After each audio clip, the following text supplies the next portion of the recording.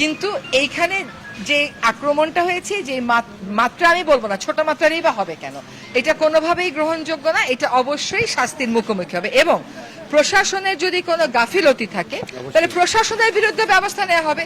যদি আমরা দেখি প্রশাসন ভুল তথ্য দিয়েছিল, যদি আমরা দেখি যে আমি আস্তে আস্তে পড়লাম যে প্রশাসন নাকি বলেছিল সব ঠিক আছে, কোনো অসুবিধা হবে না, যদি তাদের ইন্টেলিজেন্সের ঘাটতি থাকে কেন ছিল সেই ঘাটতি এটা জানতে হবে।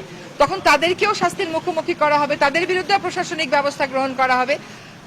আমরা প্রথম থেকে বলেছি আমরা যে কোনো মব সৃষ্টিকারী প্রচেষ্টার বিরুদ্ধে, মবের বিরুদ্ধে প্রথম থেকে বলেছি।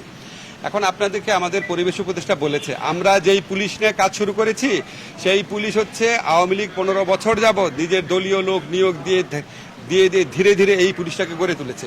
সেই পুলিশ আমাকে 100% সাপোর্ট প্রথম দিন থেকে দিতে পারবে বলেন? আমরা একটা ধ্বংস, পুরা রাষ্ট্রকে শেখ হাসিনার ফ্যাসিস্ট রেজিম একটা ধ্বংস স্তূপে পরিণত করে গেছে। একটা ধ্বংস স্তূপের মধ্যে থেকে আমাদেরকে আস্তে আস্তে ঘুরে দাঁড়াতে হয়েছে। আমরা চেষ্টা করছি, আপনাদের যে কমপ্লেইন আছে আপনারা যে মুক্তভাবে আমাদের সমালোচনা করেন, কমপ্লেইন করেন, এগুলো দরকার আছে। এখান থেকে আমরা আরো বেশি তাগিদ অনুভব করি, আরো চেষ্টা করবো ইনশাল্লাহ।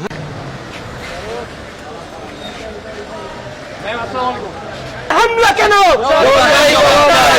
গোপালগঞ্জে হামলা কেন?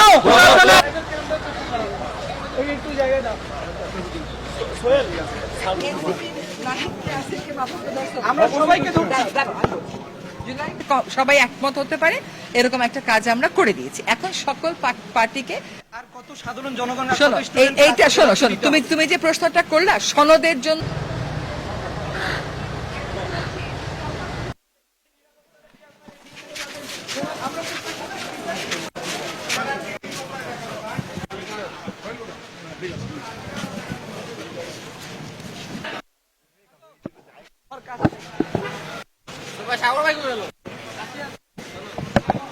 সব ক্লিয়ার।